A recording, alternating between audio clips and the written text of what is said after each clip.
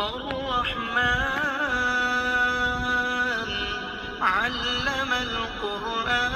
القرآن خلق الإنسان علمه البيان الشمس والقمر بحسبان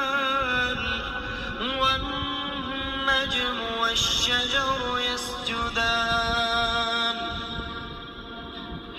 والسماء رفعها ووضع الميزان